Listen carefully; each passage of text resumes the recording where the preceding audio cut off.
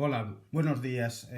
Bueno, vamos a seguir hablando del franquismo en este tercer vídeo y os voy a hablar sobre lo que se denomina la tercera etapa del régimen franquista, los años 50, también llamados el reconocimiento internacional.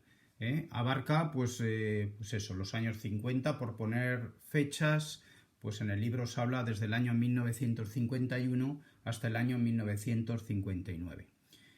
Después de los primeros años, que coinciden, como dijimos el otro día, con la Segunda Guerra Mundial, que España queda aislada internacionalmente, estos años 50 son años en los que España se abre al exterior, coincidiendo con un hecho muy importante que tenéis que destacar, que es lo que se denomina la Guerra Fría.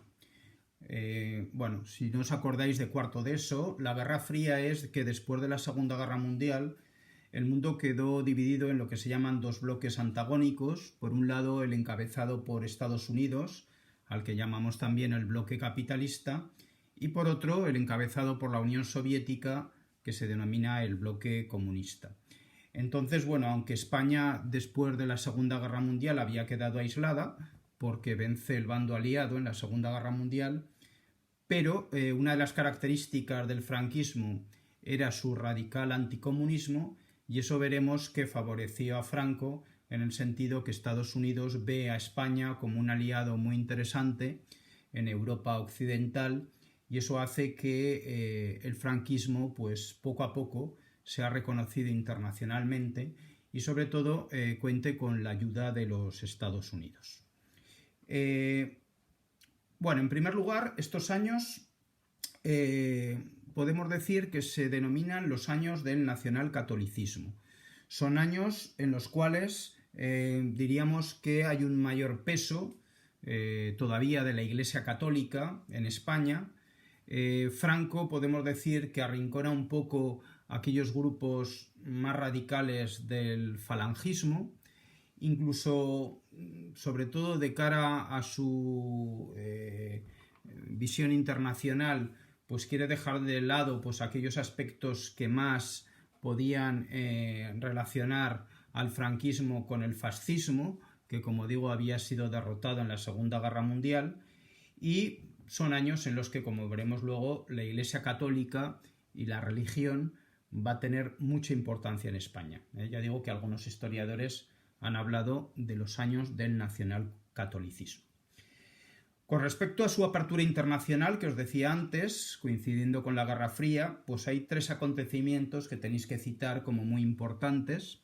Por un lado, España firma un concordato con la Santa Sede, con el Papa, con la sede de la Iglesia Católica.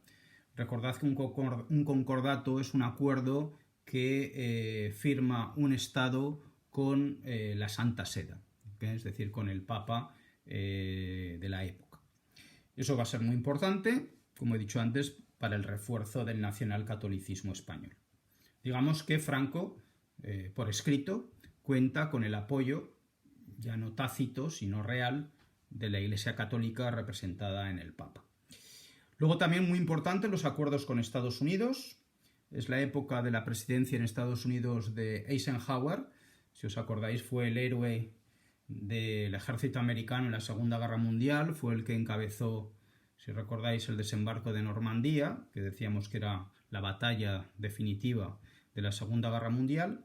Entonces España va a recibir apoyo económico de los Estados Unidos. Eso queda muy bien reflejado en la película que alguno habrá visto de Bienvenido Mr. Marshall, el famoso Plan Marshall, que había llegado antes a otros países europeos y que España llega pues en los años 50. Eso sí, a cambio, Franco tiene que permitir que Estados Unidos instale bases militares en ciudades españolas que para el ejército americano eran muy importantes logísticamente, estratégicamente, como digo, para tener un aliado seguro en Franco aquí en la Europa occidental en plena época de lucha contra la Unión Soviética en lo que llamamos la Guerra Fría. Por ejemplo, en Zaragoza pues hubo una de estas bases militares. Desde un punto de vista económico, son años en los que el régimen franquista abandona la autarquía, que decíamos el otro día, o sea, la economía esta de autoabastecimiento, de autosuficiencia. Fueron años, si os acordáis, de mucho hambre, de mucho racionamiento, de mercado negro, de extraperlo. Eso motivó muchas revueltas populares, huelgas, a pesar que por supuesto estaban prohibidas. Y eso hizo que Franco pues diera un giro a su política económica y nombró pues algunos ministros que pertenecían al Opus Dei.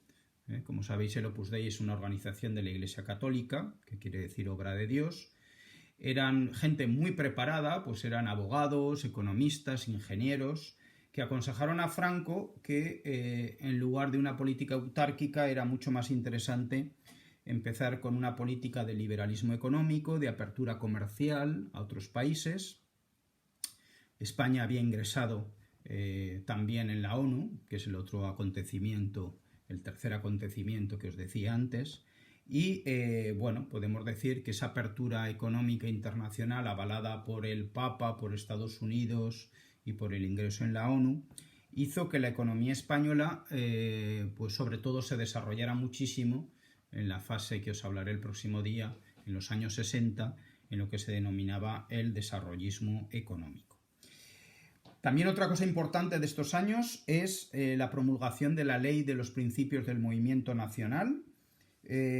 Podemos decir que el movimiento nacional se reafirmó como el régimen franquista. Es el nombre, de hecho, que se le daba al partido único a partir de ese momento, el movimiento nacional. Como hemos dicho, Franco dejaba en manos de estos tecnócratas la economía y de miembros muy importantes diríamos, del partido y de la Iglesia Católica, lo que sería un poco la conducción política de estos años. Por supuesto, España, como decíamos el otro día, seguía siendo un reino y la elección del futuro monarca, desde luego en esta ley de principios del movimiento nacional, se la quedaba el mismo Franco, es decir, Franco elegiría quién fuera su sucesor a su muerte, que como dijimos el otro día, ese sucesor a su muerte sería el rey Juan Carlos I. Son años también de mucho adoctrinamiento social, los años del nacionalcatolicismo. Podemos decir que son los años en los que crece el culto a la personalidad de Franco. Acordaros que esta es una característica de todos los regímenes totalitarios, ¿no? El culto a la personalidad del dictador. Podemos decir que todos los medios de comunicación, toda la propaganda estaba a favor de Franco. Muy significativo en este sentido pues eran los famosos documentales que se llamaban El Nodo, es decir, noticias y documentales que ponían pues en los cines españoles pues antes de ver la película, donde bueno, pues en 10-15 minutos se resumían las noticias más importantes que habían sucedido en España y en el extranjero, pero siempre, claro, controladas por el régimen franquista. Por supuesto, son años de grandes ceremonias religiosas. La religión se convierte en algo muy importante en relación pues, con la moral, con las buenas costumbres marcadas por la Iglesia Católica Española.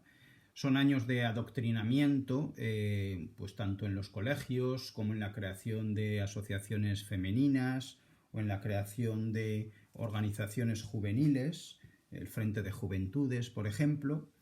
Esto también característico, si os acordáis, pues del fascismo italiano o del nazismo alemán, el adoctrinamiento de la población desde su juventud y el control, pues de alguna forma, del papel de la mujer en la sociedad. En ese sentido, pues evidentemente la mujer en estos años pues tiene muchos menos derechos y libertades que los hombres y, por supuesto, podemos hablar de que la España de aquella época es una España de valores claramente machistas. La educación, como decía antes, era una educación para adoctrinar a la población, en la que era obligatoria la religión católica, es decir, no había libertad religiosa. España era un estado confesional católico, e incluso en los colegios había una asignatura obligatoria, que es lo que se llamaba la formación del espíritu nacional, donde se educaba a los niños en esa asignatura en los principios básicos de lo que se denominaba el movimiento nacional. Bueno, por lo tanto, resumiendo, los años 50 son años de reconocimiento internacional, coincidiendo con la Guerra Fría, coincidiendo con la ayuda de los Estados Unidos, años en los que la Iglesia Católica va a tener mucha importancia y mucho peso tanto en la política como en la sociedad española, y donde hay un giro en la economía, desde una economía autárquica a una economía de cierta liberalización de mercado y comercial, los llamados tecnócratas, que será el origen, pues con un plan de estabilización económica muy importante que se hizo en el año 1959, del desarrollo económico español de los años 60, del que os hablaré en el próximo vídeo. Bueno, muchas gracias y hasta la próxima.